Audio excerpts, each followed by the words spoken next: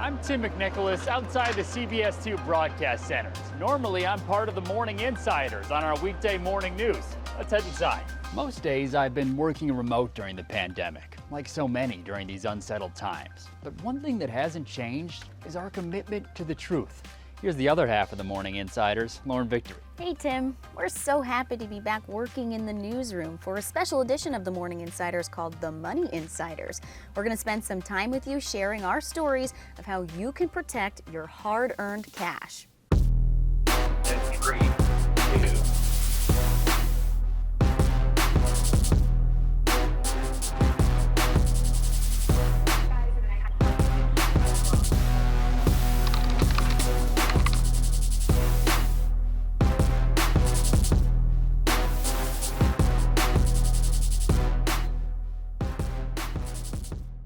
Have you ever wondered how a scam works? Sometimes the con artists turn their victims into accomplices. That's what we discovered as we unraveled an employment scam that targeted a Summit woman. I feel sick to my stomach. On the other end of this call is a Michigan woman in search of love. I was just looking for a relationship. I don't know how I got into this mess. I would like to see him prosecuted. And this is a Summit woman out thousands of dollars. Nothing but a fake check to show for it. Phone bill was due, my mortgage was due, and now because of all this, everything is behind. You might wonder what this has to do with that call. I just don't know what to do. Let's start with Carla Wilbon at Summit. My name is Carla. How may I assist you? She works from home, scheduling doctor's appointments for people in need. What's the first name?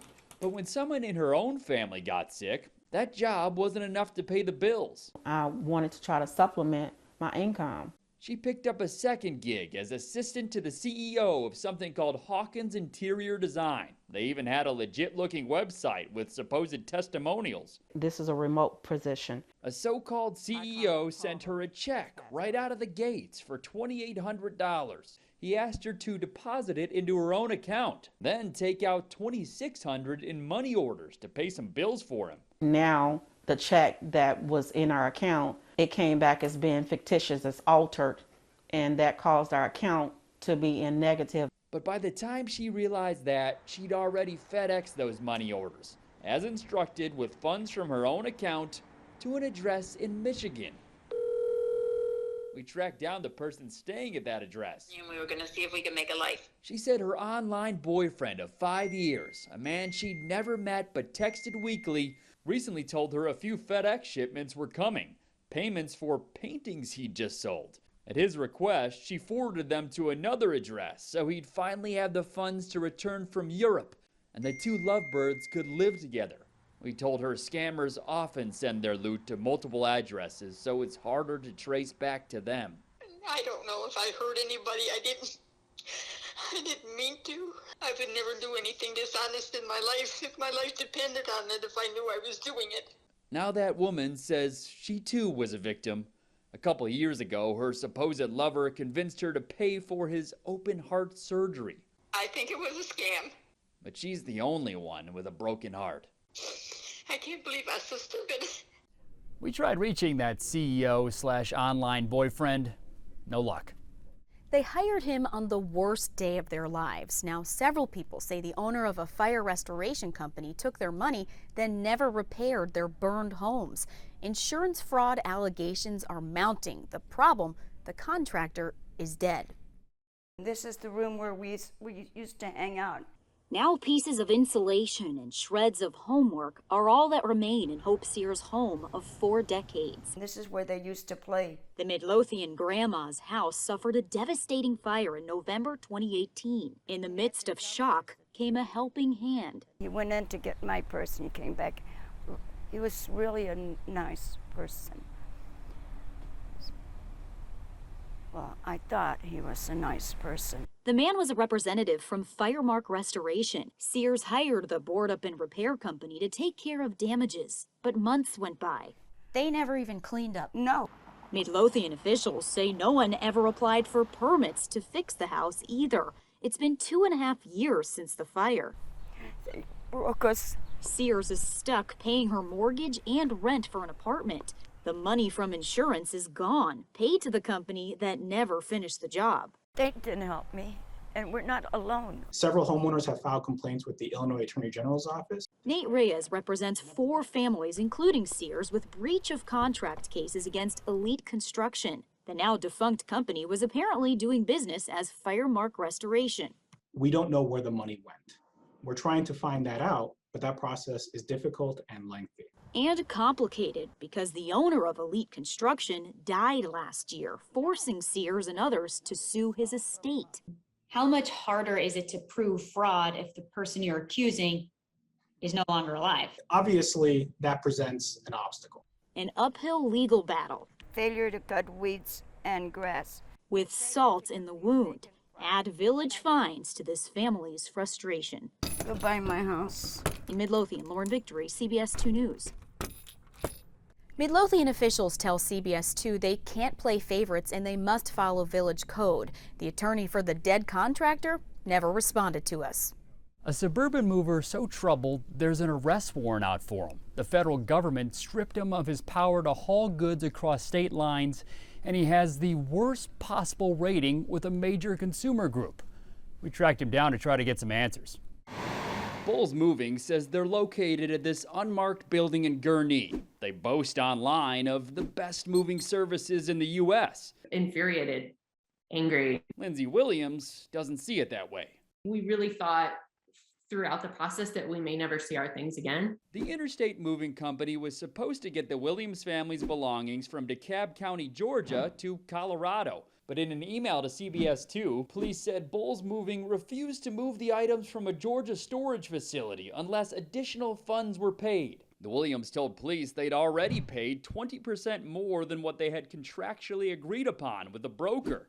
Police helped the family finally get access to their stuff more than a month after Bulls picked it up. You know, even to this day, I feel this sense of anger and sadness for my family and for the other families that are affected. Bulls Moving's Better Business Bureau page warns of a pattern of complaints about items damaged or not delivered. We've reported on some of those cases. Back in the spring, a Navy veteran in Hoffman Estates told CBS 2 they lost a prized paddle with the actual ribbons and pins from his uniform. And anybody that's been in the Navy that knows once they get a paddle like that, with your awards and a plaque and everything, it's a big deal. Bulls Moving is run by a man named Raphael Ohanesian. DeKalb County, Georgia police say in the Williams case, he committed a felony, theft by conversion. Who, me personally? Yes. He told me I broke that news to him in a Zoom interview. They say there's an arrest warrant. Never heard of it. Ohanesian denied much of the Williams' story, saying they misunderstood the paperwork and the delivery deadline, and he did not overcharge them. I'm very sorry about that. Mr. Williams didn't understand from the beginning the process of the service. Then how can I be responsible, or how can I face the criminal charges? Let me ask you this. I'm not the prosecutor or the police, but they say so that's what I'm telling you guys. It's impossible. He said many of the other complaints are also related to contract misunderstandings. And then there was the misunderstanding with the U.S. Department of Transportation, the one that led them to revoke the company's operating license for interstate moves, seen here in big red letters on a federal government website. This is another crazy story, Timothy. I swear to God, if I will tell you why we have been revoked, you will not probably believe me. The feds list the reason as denial of access for an audit. Ohanesian claims Bulls missed the audit because of miscommunication from the DOT. I think our viewers have a tough time believing this, that everything is... No, first, I'm surprised. I'm still surprised about what you said, that I'm facing a criminal charge. This is the first thing that is in my head right now. After our interview, we asked Ohanesian about the Better Business Bureau complaints, and he accused the BBB, without proof, of offering to remove the complaints and bump him up to an A rating if he paid them more than $1,000. The BBB categorically denied that claim. The mere suggestion that this business could pay a fee to erase a long-standing pattern of bad behavior is preposterous. It sounds like you're trying to convince me that you are the most unlucky man in the world. No, I'm very lucky. Thanks God. I love my job. I love to work with the people. But the people don't always love him back. There is some good news. Bulls finally found that missing military paddle more than 3 months after it got lost in the move. A picture is worth 1,000 words, and $1,000 is how much a West Suburban photographer's camera cost.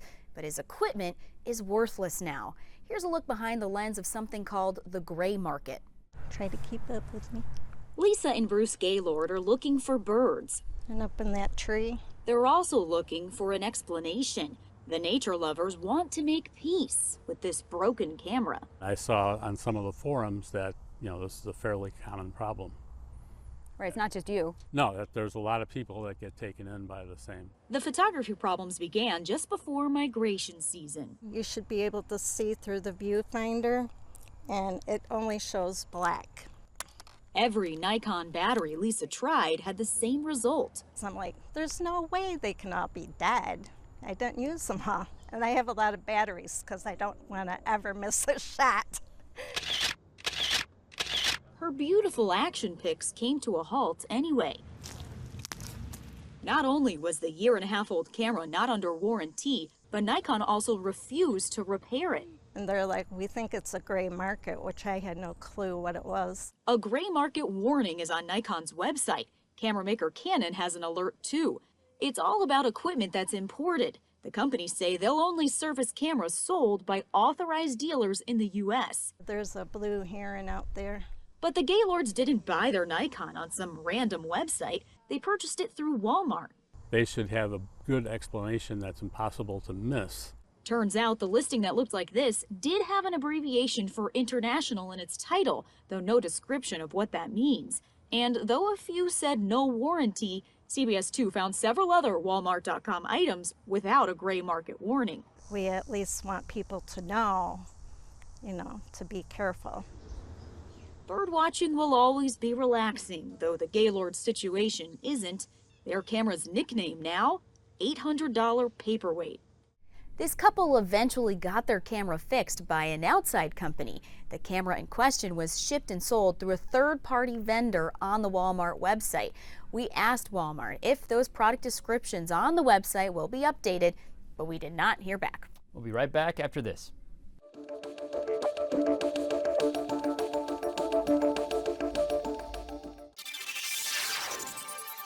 We've moved up to the 4th floor of the CBS Chicago Broadcast Center in the heart of the Loop. We're about a block away from City Hall, which plays a key role in our next story. You see, a North Side homeowner enjoys his privacy with tall trees along his property line, but his neighbors say the hedge is blocking their sunlight, even their air. The dispute continues to reach new heights, including allegations that City Hall let the feud over landscaping linger. In peaceful Peterson Park, tensions are at an all-time high over these trees. They were leaning on the wall. Rula Savakis, They lean like this. has been bothered by these branches for several years. At least 15 feet tall, she shared pictures of the greenery stretching over her property line in all sorts of seasons. We can't even see through. It's just a border. We feel like we're, it's a jail. Savakis says her neighbors make minimal efforts to maintain the landscaping along her gangway. She turned to me and said, well, they're on your side, you do it. So Savakis took matters into her own hands. This empty space is where she hacked away some of the hedge. And now he's suing me? For at least $100,000. Asher and Cynthia Cohen accused Savakis of violating the state's Wrongful Tree Cutting Act. They claim she damaged 38 of their trees intentionally and illegally. They just trimmed the side of the tree that was basically trespassing onto their land. That's within their right, says Savakis' attorney, Dan Garbus. I believe that both sides would have been better served if the city was more proactive. Proactive through enforcement. The Cohens have never been fined, despite multiple city citations. Most recently, the Department of Buildings noted growth is so thick and dense, and it's affecting light and ventilation. That inspection was more than a year ago. It is ridiculous that we're dealing with this. This should not have gone so long. Or gone so far, you could argue. Now that just-filed lawsuit will also tower over this block. CBS 2 asked the Department of Buildings to review the violations, and the city confirmed that tree owner did not comply with past notices. The case will now be referred to the law department. The Cohens did not answer the door, and their attorneys did not respond to multiple requests for a comment. Sticking with the home theme, Owning your own place is the biggest investment many of us will make. Surprise maintenance is part of the deal. That's why it's important to have an emergency fund. But dozens of people living in one Chicago burb are frustrated that they're facing a $10,000 or so bill to fix something that's not even on their property. These are the literal fruits of Christine Worley's labor. Keeping them alive is a much bigger chore this year. My heart stopped. Her reaction to this letter from the Village of Lyons, informing her of a water leak. Not by her plants. Underneath the lot. Not by her parking spot. You see the blue demarcation here. Not even by her home, but a neighboring business. FedEx is where the leak supposedly is. The necessary repairs go out into the street. Busting up asphalt, replacing the pipe, and fixing the road will cost thousands. It's an area pounded by snowplows and semi-trucks making deliveries. I just think that this is municipal property. I can't see it any other way. But this village diagram shows service lines to the water main are the homeowner's responsibility, even if it's past the grass and onto the pavement, a rule since 1965. It's get it done or else. Get it done or else we're gonna cut your water off. Lyons began looking for leaks in its aging water system this spring to stop water loss. The village manager says that hunt found approximately 28 problem spots, meaning Worley is hardly the only homeowner on the hook. I think about the families in town that this could be happening to. That could stop one of their children from going to college. Lyons promises to waive all permit and bond fees for these projects. That washes off several $100s. But with quotes coming in at more than $7 grand, Worley still feels hosed.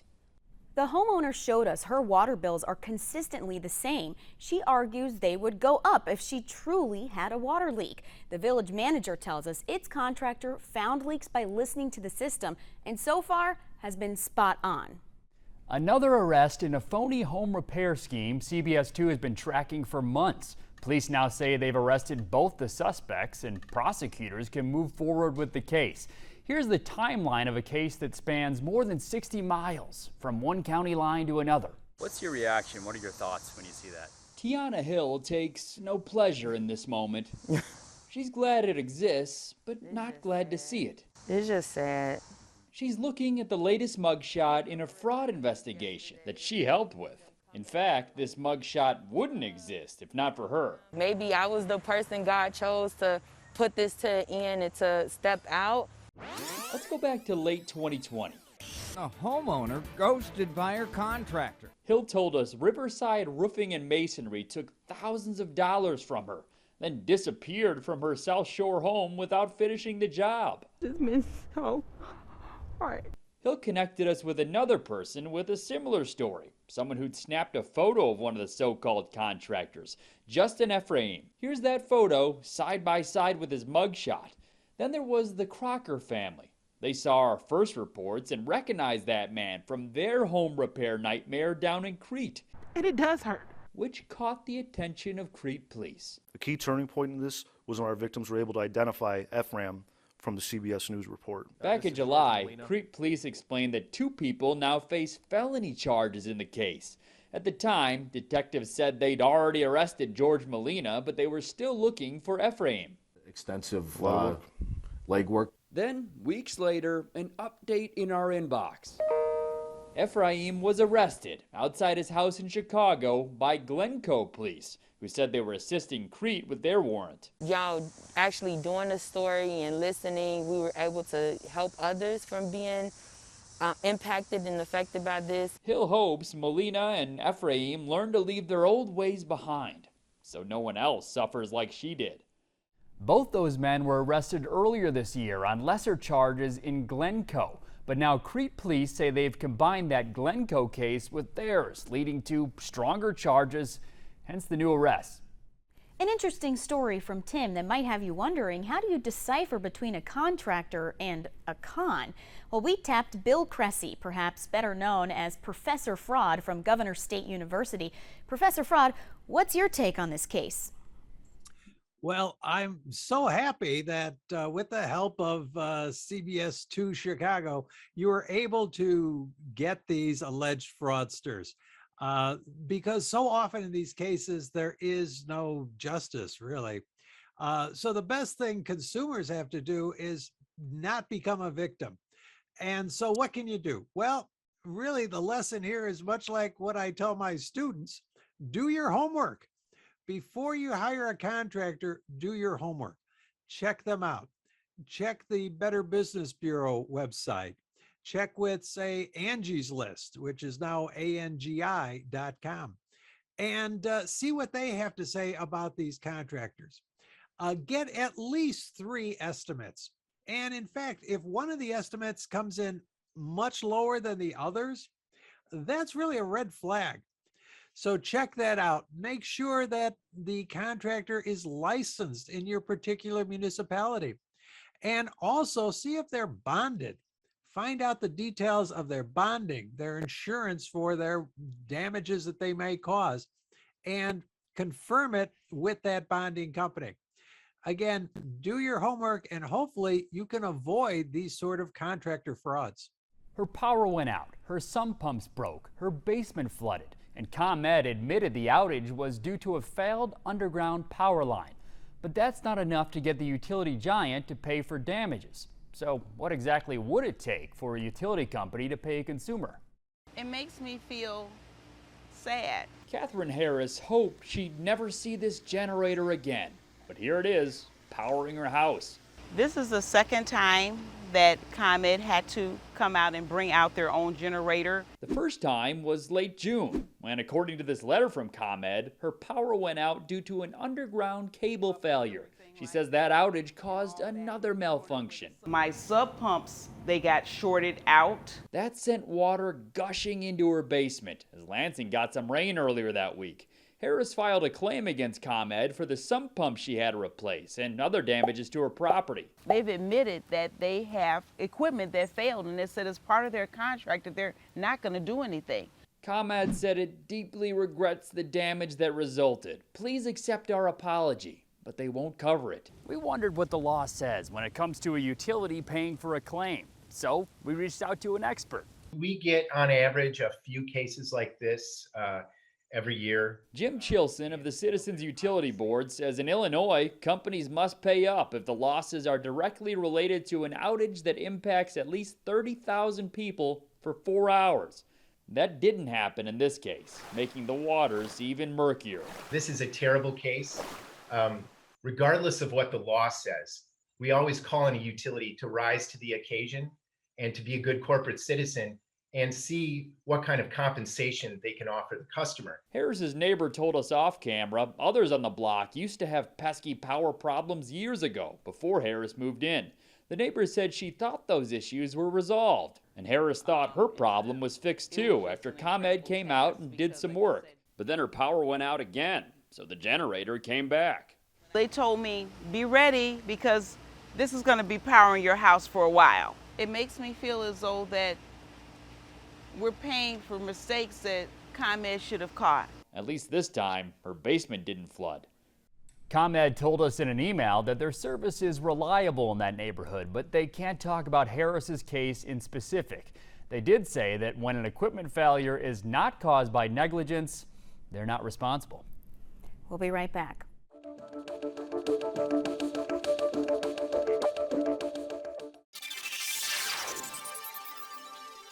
So much of our economy relies on moving stuff from point A to point B. And in recent months, especially with the pandemic, that hasn't always been easy. From small envelopes to big packages, we've seen lots of horror stories. Like one Chicago woman we met.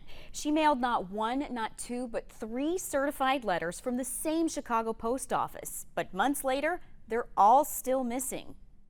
No one can explain to me what happened to my letters. Meet Tracy Reed Bowers. I don't know what to do. Wife, mother, essential worker, and for the purposes of our story, post office customer. Those letters were time sensitive. Let's rewind to March. Tracy brought an envelope to this post office on South Ashland in Chicago. According to postal tracking information, it then went to a distribution center in Bedford Park. then to a Chicago distribution center. And the last entry, it's still on the way. That was March 28th, some 5 months ago. Where's my letter? Where's my documents? Tracy opened an investigation with the post office. No answers, still. She then mailed 2 more certified letters from the same Ashland post office in July. Similar tracking, bouncing around from postal place to postal place, but the same net effect, not arriving where they belong. The postal service is not reliable. I mean, you might as well do the Pony. What's the Pony Express and they did back in the day? All 3 of those letters are related to consumer issues Tracy was trying to resolve without going to small claims court. One for $1,400 in damage to her car from a tow truck. The other 2, attempts at a $500 refund from an event center for a family reunion canceled by COVID. I can't keep mailing letters and crossing my fingers, hoping that it gets there. 3 letters certified to be in Never Never Land. I'm very disappointed in it. Very disappointed. This is an institution that people rely on every single day. But we end with a bit of good news. Tracy's family had their reunion outdoors recently, safely. And that's something to write home about. And it's not just mail. Chicago has a cargo congestion issue. And for small businesses, that means big problems. One company has had tens of thousands of dollars worth of goods stuck for months at a suburban rail yard. It'll keep your drink cold for... It was a project born in a pandemic. Gina Thomas and her husband launched a line of can-sized coolers called Bite. So basically it'll lift. They created BiteCoolers.com and the orders started rolling in. And then all of a sudden everything kind of stopped because all of our shipments are stuck here. Here is in a Union Pacific yard about 80 miles west of Chicago. Thomas says one of these stacked freight containers holds more than $20,000 worth of her product. That is half of our savings. And it should have gotten to her address in Fort Wayne in late June. I've gotten the emails and I've gotten the messages, you know, where's my Bite? I really want to use it. I mean, they want to use it for the summertime. We asked Union Pacific about the holdup. They say international supply chains are struggling to keep up with the COVID recovery, leading to significant delays at terminals in Southern California and the Chicago area. Union Pacific even paused West Coast port shipments to the Chicago area for a week in July. That was to try to relieve some congestion as containers move in and out of our region. Everyone's kind of in the same boat. You know, I've talked to small business restaurants, I've talked to larger businesses, and the shipments are all just kind of delayed. A Union Pacific spokesperson also described truck driver shortages and warehouse challenges for logistics companies. The company that's supposed to be moving the Bite shipment is Vanguard Logistics. The Thomases say they offered Vanguard a solution. We said we'll come in and we'll grab it and we'll bring it out. We'll do that. They wouldn't let us touch it. So now they still have their dream. Opens up your beer. On ice. We reached out to Vanguard Logistics and have not heard back. You can see Union Pacific's full statement on our website. We commonly hear about scammers preying on senior citizens, but one savvy grandma called out a fraudster before he swindled her. Here's how she caught on to the con. Now I'm wrapped. Rose Willis took a bad fall over the holidays. I couldn't move my thumb before the surgery. She's on the road to recovery and anxious to resume her favorite pastimes. I like to do the adult coloring. People used to compliment me on my handwriting. But it turns out Rose has another talent, catching on to scammers. She says someone pretending to be from the group Christians Against Poverty reached out to her and offered her $25,000 in grant money. I'm a senior citizen and I needed the money. I've got a car that's 21 years old and it doesn't work very well and I can't afford to fix it. She filled out the so-called application. I did almost fall for it. Then came the catch. She had to pay $500 in UPS shipping fees to have the cash mailed to her. Best of all, she could pay it in Bitcoin or gift cards. That right there said to me, this is a scam. And when the scammer tried to convince her it was the real deal, she contacted the actual organization to confirm she was being swindled. And then she reached out to us. I just want people to be aware that it's an issue and they are basically preying on people in my age group. while Rose still has some recovering to do. That would have been a whole lot worse situation than what I am in right now. She's grateful to have walked away unharmed by this scammer. So not only did the senior citizen catch the scammer, she also spoke out to us. And Professor Fraud, you say that's really important these days. That's right. I'll tell you, there's a lot of different theories on why the elderly are targeted by fraudsters. And some say that, well, maybe they're not sophisticated enough in the ways of fraud. But the theory that I gravitate to and dealing with law enforcement who handle these cases is because so many seniors are afraid to talk about being scammed. They're afraid that their friends and family might think they're no longer able to handle their affairs. So out of that fear, they don't report these sort of frauds to the police, to their families, to anyone. Bravo to this woman for coming forward and letting others know about this. But I would ask that the families out there talk to these seniors in your family and tell them, look, we understand you're being targeted by these fraudsters. So please, if you suspect anything, you can come to us. You can talk to us. We'll help you. And we won't think badly for you because we know you're being targeted. I think this way, families can come together, help each other, and maybe put an end to some of these frauds against senior citizens. All of a Joliet man's Bitcoin. Poof, gone, vanished, after a hacker got into his accounts and drained the cryptocurrency. It all happened because a fraudster hijacked his phone number. Cryptocurrency can be a gamble. It's a casino. But here's a hand that Phil Michno really didn't expect. I've always heard this kind of stuff happen. And of course you think, that's going to happen to somebody else. It's not going to happen to me. In late May, Phil noticed his phone wasn't working, so he used another phone to call his provider, Boost Mobile.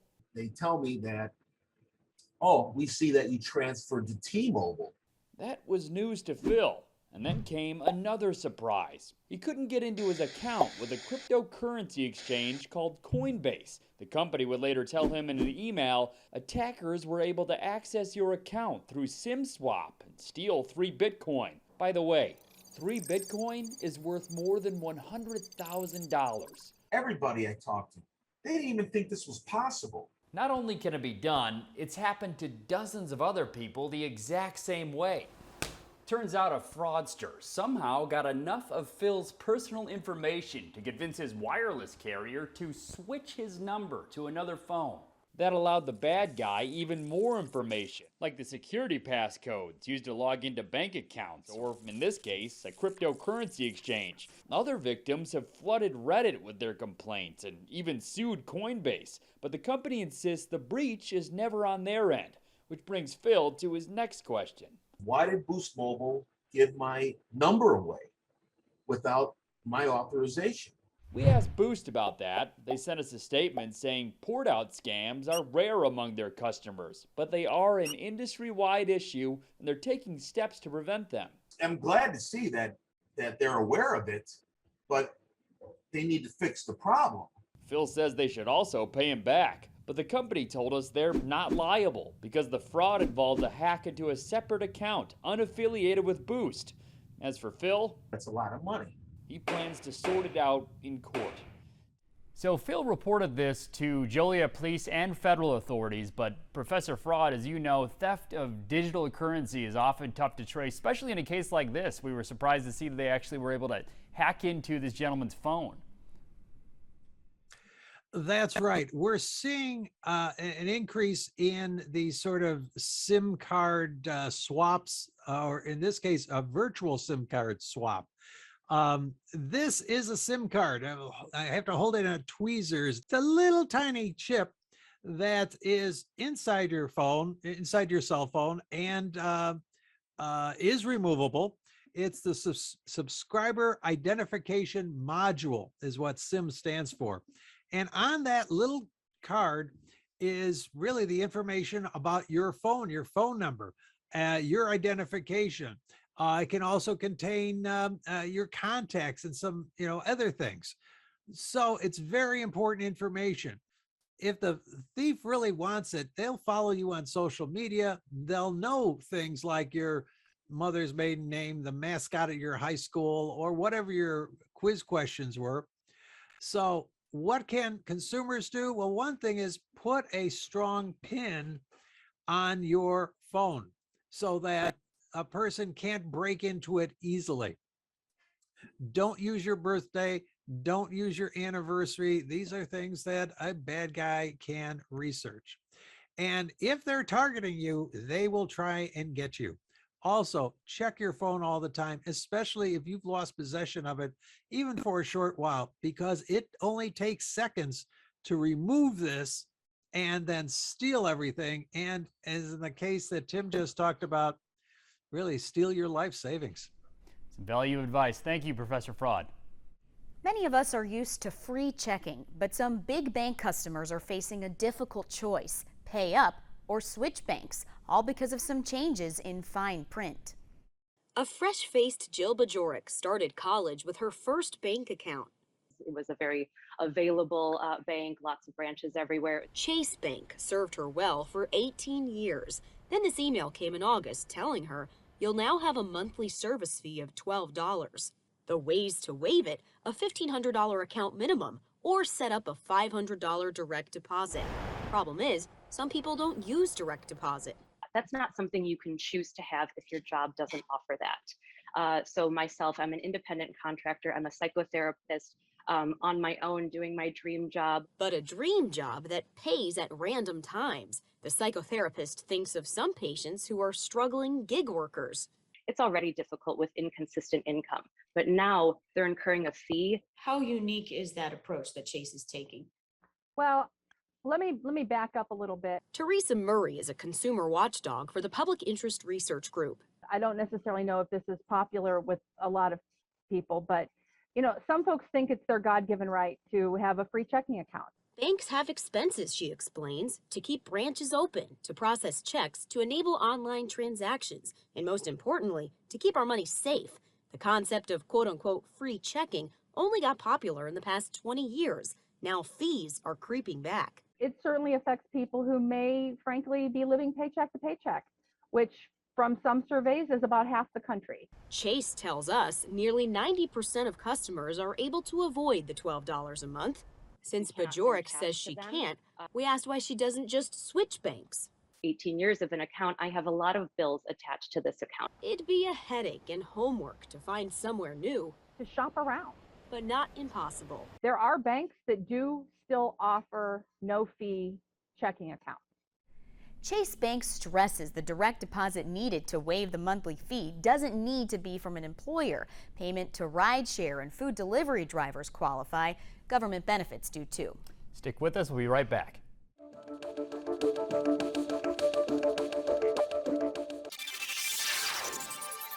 Forbearance, the act of putting your debts on hold. It's a word many people learned for the first time during the pandemic. But now, with the economy climbing back, lenders are losing their leniency. One Cicero man learned the hard way. Lately, sad songs are Dan Kalina's specialty. Baby, don't cry. He's a Social Security and disability recipient who recently fell on hard times. Music is one of the only things helping him cope. Keeps my mind off of things. But he can't sing away his troubles. So you walked out here and you saw what in this spot? Empty. Kalina says his car was recently repossessed. He says he was making partial payments, but PNC Bank rejected his forbearance application, even though the bank's website touts its financial hardship policies. You're going to take this away from me and punish me for something I had no control over? I didn't expect the pandemic. I didn't expect my health problems. A recent study from the Federal Reserve Bank of Chicago found forbearance on auto loans surged during the pandemic. In April or May of last year, lenders were very willing to approve forbearance. Experts say lenders are now raising the bar, in some cases requiring more information on how the pandemic is hurting you. Is that leniency that we saw from some of these banks during the pandemic, is that leniency dwindling now? I think that it probably is. Teresa Murray is the Consumer Watchdog Director with the U.S. Public Interest Research Group. Because things have started bouncing back, these banks feel like they have space to be come down a little harder on consumers. But I've lost the will. PNC Bank sent Kalina a warning letter that the car could be repossessed. But when he called, he says PNC sang a different tune and said his partial payments might help him out. And they said, as long as you can try to do something, something's better than nothing, as they said. Now he's left with an empty driveway and another sad song. Kalina tells us PNC wound up selling his car at auction, and he received part of the proceeds. We made it to the cliff, but there's no bridge. That's how one Illinois business owner describes his company's pandemic journey. Illinois is finally fully open, but not in time to prevent some businesses from closing, including his. I visited a suburban tent company for a third and final time. After a big show at the Lake County Fairgrounds, it's a typical cleanup for Braun Events with a twist. This is our very last job. Bobby Braun's equipment rental company is officially closing. That comes as a bit of a surprise. When's the last time this equipment was used? 2019. CBS 2 first met the Roselle business owner in March, a year into the pandemic. By that point, tent rentals were slowly materializing, typically restaurants trying outdoor dining. Braun was optimistic about future jobs. 2021 has promise. It certainly did. COVID restrictions lifted and Illinois slowly opened up. We visited again in May as work came in, but workers did not. No matter how many ads we run, signs we put up, people are just not applying. He sent a heads up to customers. People aware that, if I can't do your event, it's not because I don't want to, it's because we physically can't. Outsiders might suggest paying a higher wage, but Braun says he's stuck in a vicious cycle. We can't get enough labor to satisfy doing enough jobs to bring in enough income to cover the expenses. He's not the only one struggling. Data from Harvard University's tracktherecovery.org shows more than 40% of Illinois small businesses were closed as of June 2nd, which is higher than the national average. Some shutdowns are temporary, others permanent. I don't know if it's actually hit me yet, to be honest. Wrapping up a 49-year career for now. So what's happening with the few employees Braun did have? He said he's already helped most of them find new positions with his competitors. So, Professor Fraud, we're hearing a lot about this lately, and actually, believe it or not, 20 minutes ago, as we're in the middle of filming this, I got a text message from a number I don't recognize saying you need to contact me at this email. Is this on the rise lately? Is that a scam? Should I be alarmed by that? Well, you shouldn't be alarmed, but you should be wary and you should be vigilant because, yeah, that's probably a scam. It's funny, the evolution of scams, a decade or so ago, they were being sent out by fax, then email, and now by text. And the nature of text is it's going to be short, sometimes obscure. So maybe you're not that wary if you get an obscure text. And the bad guys know this. If you get a text from a number you don't recognize, you can always check that number and see if it's somebody you know. Also, if it's obscure, if it's, gotta contact me right away about this, or we're holding this iPad for you that you won. Yeah, it's probably a scam. Again, if it sounds too good to be true, it's probably not true. I think one of the things we're going to see going into the holiday season, since we're expecting supply chain shortages on a lot of in-demand products, is you'll get an obscure text saying, hey, we've got a couple of those items that you've been looking for the holidays. Click this link. And people will fall for that. So please be wary. The scammers are now into your texts. They are going to be sending you these things. Do not click on that link, because if you do, you will be going down a rabbit hole of a whole lot of hurt. So don't click those links. Be wary. Know that they're out there, and know and expect to be receiving a lot of unwanted texts from our friends, the fraudsters. Professor Fraud, we always appreciate your insight. Thank you so much for your time. Whiting, Indiana, a town about 20 miles from downtown Chicago, perhaps best known for Pierogi Fest. Well, a longtime family business wanted to make sure Whiting was on your radar for another reason: banking. Yes, banking. Just punch the numbers in.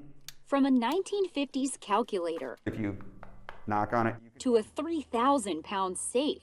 The cool thing about this, Historian Andy Collins showed off a lot of cool things from the past at the new Centier Bank Museum. this is actually the vault door to our original location. You can also see that flagship's arched entrance. The Schrag family founded its first bank in 1895 in Whiting.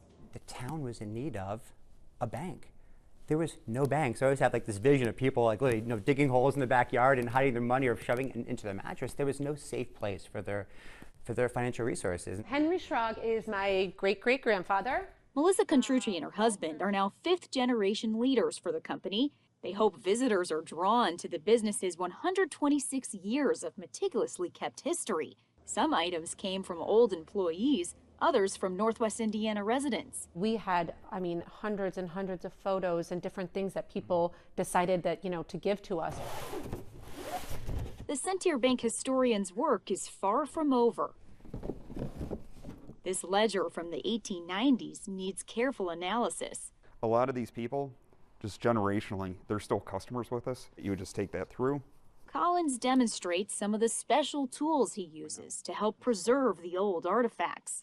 Everybody that's in here, they aren't here anymore to tell their story. With plenty left to uncover for possible additional museum displays, it makes sense to store these precious details in a vault. The Bank Museum is open Monday through Saturday. Admission is free.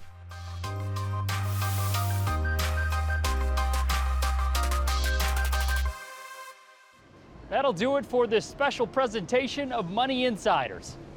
The news never stops, and neither do we. Don't forget to catch us on the weekdays as the Morning Insiders.